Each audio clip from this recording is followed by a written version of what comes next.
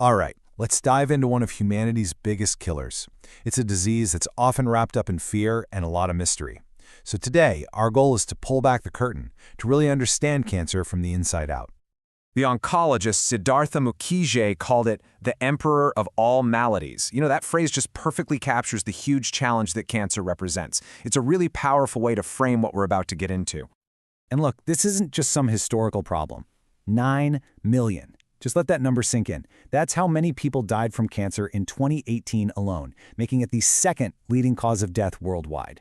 The scale is just staggering, and that's exactly why understanding it is so important.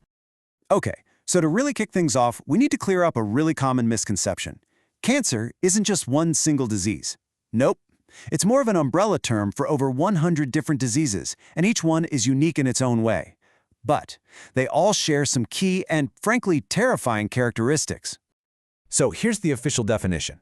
At its core, it's an abnormal growth of cells, and it's all driven by genetic changes. This leads to this fundamental imbalance in your body. See, the normal, orderly process of cell division just goes haywire, and at the same time, the natural process of cell death just stops. So the cells just keep dividing and dividing, basically becoming immortal. Now, what's really fascinating about this is how it all begins. It's so easy to think of cancer as some kind of foreign invader, right? But it's not. It's a tragedy that unfolds inside our own bodies. It's the story of our own cells going horribly, horribly wrong. To get our heads around this tragedy, let's use a simple analogy. Think of a healthy cell's division cycle like a car. It's got systems to control its speed, an accelerator to make it go, and a brake to make it stop. Well, in our cells, these systems are actually genes. You've got proto-oncogenes that act like the accelerator, telling the cell to divide. And then you have tumor suppressor genes. Those are the brakes. They're always monitoring for errors and can slam on the brakes to stop the process, or even tell the cell to self-destruct for the greater good. So, how does a cell go rogue? It usually takes a series of failures. A perfect storm, really. First, a mutation jams the accelerator. A proto-oncogene turns into an oncogene that's constantly screaming, divide, divide! Then, the first brake system fails. But hey, our cells have a backup, so the third hit is when that backup brake fails too. And now you've got a cell with a stuck accelerator, no brakes, and it's completely out of control. I absolutely love this analogy from the source material. It just reframes the whole process. This isn't just biology, it's a villain's origin story. You have a good cell just doing its job, but it gets put under so much stress from things like toxins or radiation that it starts to make mistakes. It starts to go down a really dark path just to survive. And eventually, it becomes the very thing that threatens the system it was meant to protect. And as it travels down this dark road, collecting more and more mutations, it starts to gain what you could almost call superpowers. It learns how to hide from our immune system. It learns how to invade other parts of the body. That's a process we call metastasis. It even learns how to create its own blood vessels to feed itself. It becomes immortal, resilient, and incredibly dangerous. Okay, let's zoom out from the cellular level to the macro level and see how this biological tragedy is playing out across the globe. The numbers here tell a really powerful story about who's affected and where. So for men, worldwide, lung cancer is right at the top of the list, and that's largely driven by smoking. Prostate and colorectal cancer follow right behind. This gives us a really clear picture of the biggest threats on a global scale. Now for women, the picture looks a little different. Breast cancer is by far the most common, making up almost a quarter of all cases. Colorectal and lung cancer are still major players, but the prevalence of cervical cancer also highlights the impact of viral infections like HPV. Okay, now here's something that seems a bit paradoxical at first. The incidence of cancer, so the number of new cases, is actually higher in more developed countries. You'd kind of expect the opposite, right? But then, here's the flip side.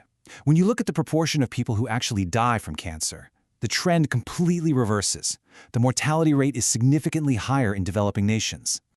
So what's going on with this paradox? Well, it comes down to two things. First, people in wealthier nations simply live longer, which gives cancer more time, more opportunity to develop. But, and this is crucial, they also have much better access to early detection and treatments, which dramatically improves survival. It's really a stark reminder of global health inequality. Which brings us to what I think is the most empowering part of this whole discussion. Now that we understand what cancer is and its global impact, what can we actually do about it?